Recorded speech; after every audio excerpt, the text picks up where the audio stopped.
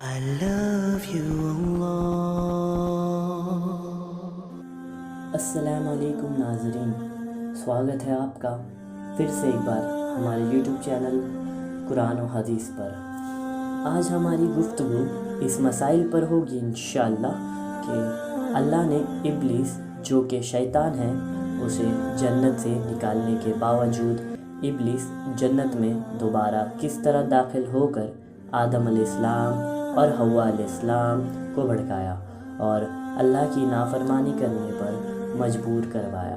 تو ناظرین، وقت کی قدر کرتے ہوئے ہم ویڈیو کو شروع کرتے ہیں۔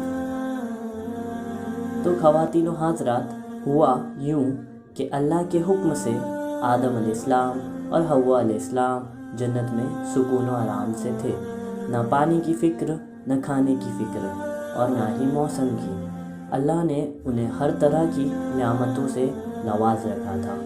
جنت بھی اس طرح کی کہ اس کی چوڑائی ہی زمین اور آسمان کے برابر تھی۔ ابلیس جو کہ شیطان ہے، اللہ کی نافرمانی کی وجہ سے جنت سے بے دخل کر دیا گیا تھا۔ وہ جنت میں کس طرح آ کر آدم علیہ السلام اور حوا علیہ السلام کو اللہ کی حکم کی نافرمانی کروایا، آئیے دیکھتے ہیں۔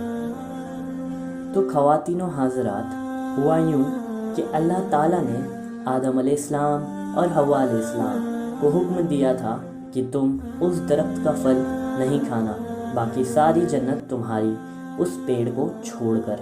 تو آدم علیہ السلام اور حوا علیہ السلام دونوں ہی اللہ تعالیٰ کی بات پر راضی ہو گئے۔ ان دنوں جنت میں سانپ اور مور بھی تھے۔ سانپ کے پیر بھی ہوا کرتے تھے اور سانپ کے منہ سے ابرک کی خوشبو بھی آیا کرتی تھی، اور مور جتنا خوبصورت ہے اس سے بھی کہیں زیادہ دلکش اور خوبصورت تھا، اور اس کے پیر بھی خوبصورت تھے۔ ایک مرتبہ سانپ اور مور جنت کے باہر گئے ہوئے تھے، تبھی ان کی ملاقات ابلیس جو کہ شیطان ہے اس سے ہوئی۔ اس نے انہیں کہا کہ مجھے جنت میں لے چلو، تو ان دونوں نے کہا ہم یہ نہیں کر سکتے۔ پھر ابلیس نے انہیں دوستی کا واسطہ دیا، اور خوب محنت اور مشقتوں کے بعد ابلیس نے انہیں منا لیا۔ پھر سانپ نے کہا کہ تم سانپ کی شکل اختیار کر لو اور مور تمہیں نگل لے گا اور جنت میں جا کر انگل دے گا۔ ساری ماسٹر مائنڈ کے اکارڈنگ انہوں نے اپنے کام کو انجام دیا اور اپنے کام میں سکسیس پائی۔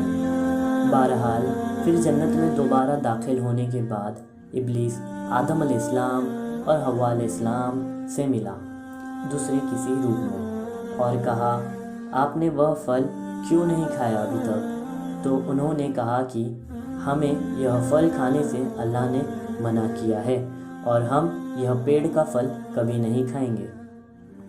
پھر جب آدم علیہ السلام سو گئے تب شیطان حوا علیہ السلام کے پاس گیا اور کہا کہ اللہ نے تمہیں اس پیڑ کا پھل کھانے سے اس لیے منع کیا ہے کہ تم یہ پھل کھا کر فرشتے نہ بن جاؤ۔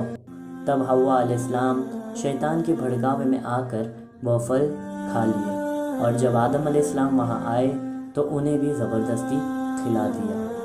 پھل توڑتے سمے انہوں نے اپنی شرمگاہ پر جو لباس پہنے ہوئے تھے وہ لباس اتر گیا، اور پھر اللہ تعالیٰ نے انہیں ان کی بات کی نافرمانی کرنے کی وجہ سے انہیں کہا تم یہاں سے چلے جاؤ اور جا کر دنیا میں رہو، اور ساتھ ہی ابلیس کو بھی جنت سے نکال کر دنیا میں آدم علیہ السلام اور حوا علیہ السلام کے ساتھ بھیج دیا۔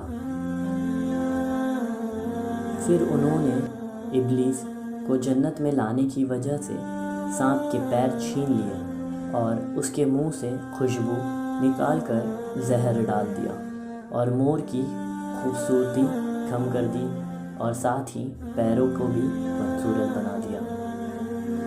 تو خواتین و حضرات، اسلام سے متعلق اور جانکاری کے لیے سبسکرائب کریں ہمارے یوٹیوب چینل پر، اور لائک کریں، اور ہو سکے تو شیئر کریں۔